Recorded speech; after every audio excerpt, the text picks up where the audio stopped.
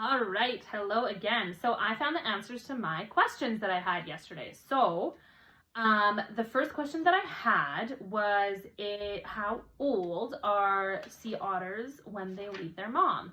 And I Googled my question and I have learned that they are 1 year old when they leave their mom, which I thought was very cool and different than us, obviously, because we don't leave our parents when we are 1. So they're just little and then they go off on their own. My other question was about how I can help sea otters myself.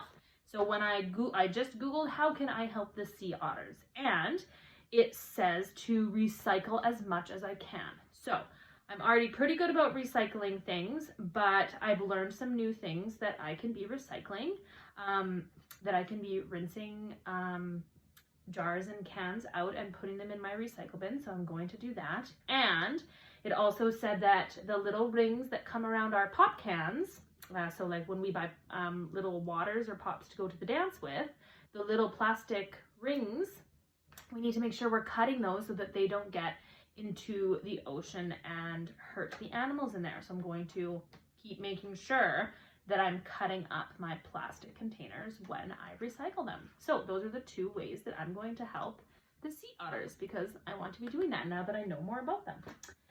So today, your goal was to compare. So I know I've already done some comparing so that you know difference between same and different.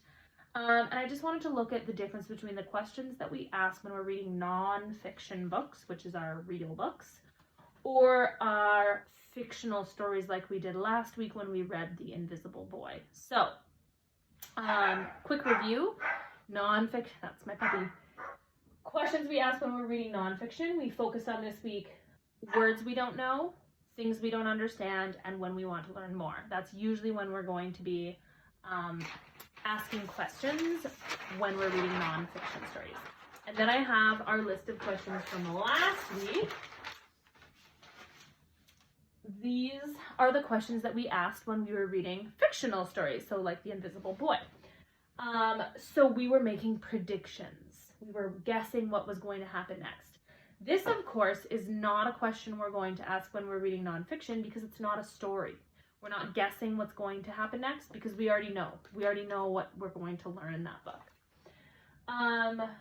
Clarifying questions, so that is the same. We ask when we don't understand words or things going on in fiction books. I'm going to grab it. In fiction books and nonfiction books. So we're always asking questions when we don't understand what's going on. Characters. Characters is only a question we're going to ask when we're reading fictional stories because there's no characters in our fictional stories. It's just about a topic. And the big idea. This is kind of a question we can ask in both, but we usually know the big idea of a nonfiction book because it's the title. So this book was about sea otters because it's called Sea Otters. Fiction books, we have to understand why the author wrote that book, and we have to think a little deeper about what we're supposed to be learning from that book. So that's more of a fiction question that we would ask. So we've done both now, and that's it. We're wrapping up our questioning unit. So enjoy your fictional story today when you read and compare some of the questions that you were asked between last week and this week. And then this weekend while you're reading, I want you to find some of your own favorite nonfiction books at home. And it'd be great if you could share those with me on the Google Meet if you remember.